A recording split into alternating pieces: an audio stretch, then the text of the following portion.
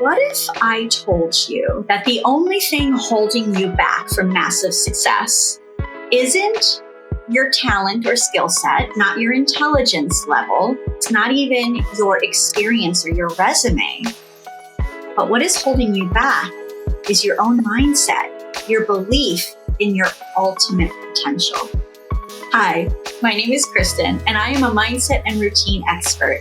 And I have spent the last 20-something years working alongside and with business owners and business leaders and helping them with their own mindset and routine to grow their dreams and careers and businesses and unlock truly their potential.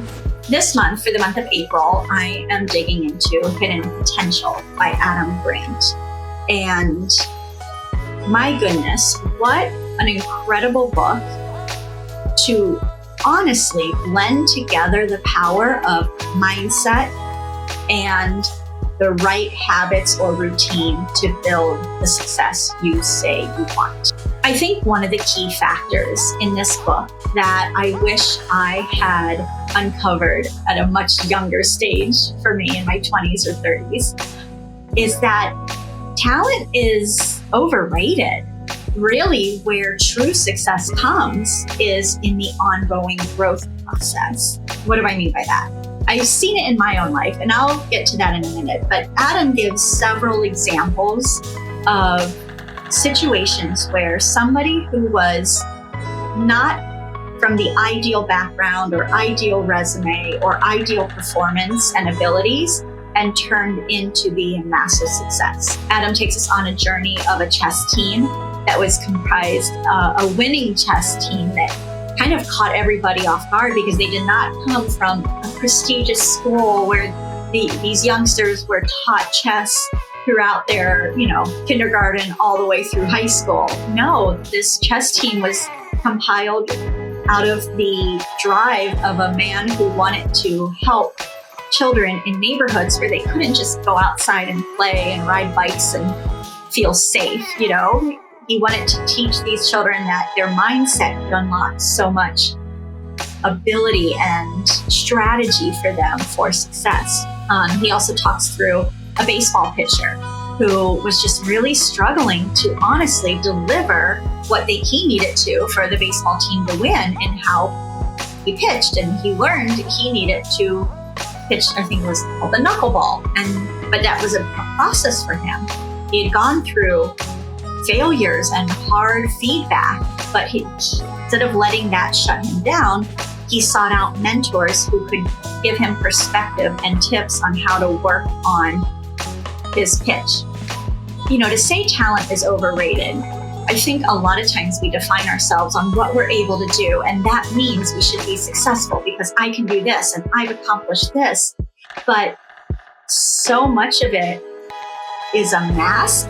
We're telling ourselves how amazing we are at certain things, but inside we're really doubting ourselves because we're not where we want to be despite those talents, maybe. I know I was very guilty of that. I just couldn't understand why the long hours that I was willing to put in because I was a more dedicated employee or, the resume I had built up. I mean, I'm so humbled now to look back on it, on people I've had the privilege of working alongside and with, but I never looked at it as something that was bettering me. I looked at it a little oppositely, that I was benefiting them. To really adjust your mindset and understand that it's okay if you don't know certain things. It's okay if you don't have the best resume. You're not defined by the title or status.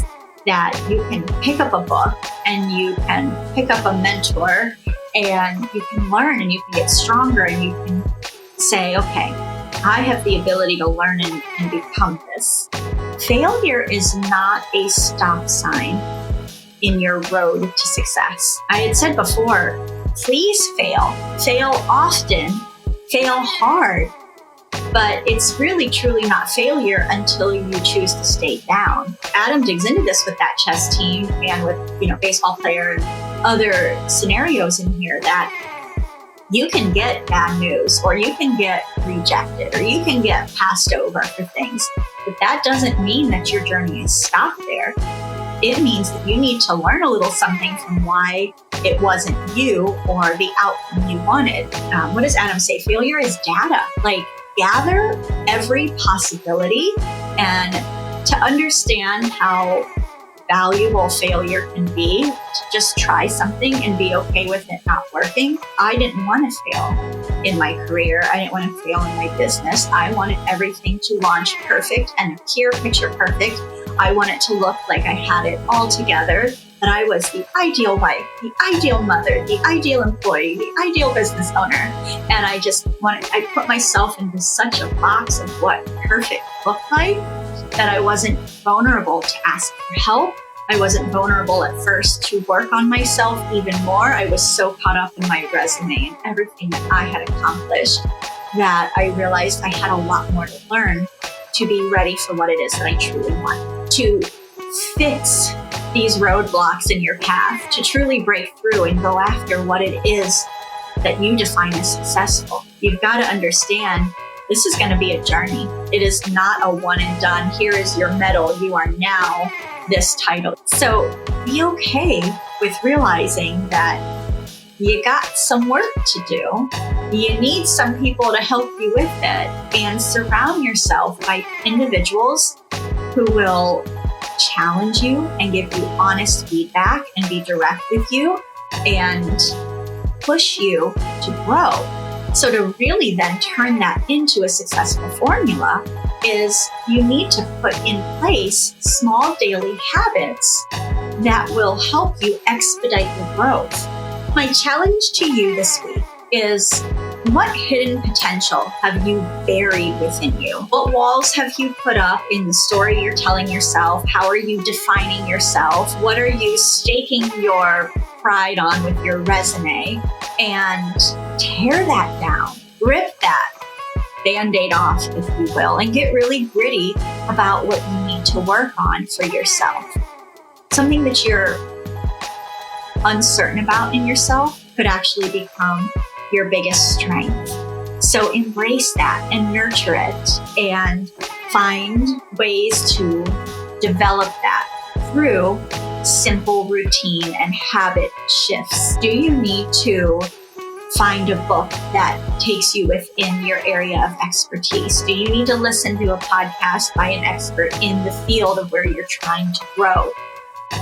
Whatever it is you need to do, pick one small thing that you can start this week to grow yourself or grow your business or grow your career, and double down on that. To get after that this week, just that one thing. Give it 5 minutes, 10 minutes. I mean, if you can give it 30 minutes, great, but start small and work on that every single day this week to push past the limitation of your own mental blocks. Thank you so much for joining me on this episode. I appreciate the likes and the subscribes, but what really helps is when you share this. Who else needs to hear that they have, these walls built up of, the limiting beliefs of relying on their own skill set or their own resume to be successful? And who needs to know that it's okay to take time to learn and grow? Thank you for being on this journey with me, and I look forward to seeing you next week. Cheers.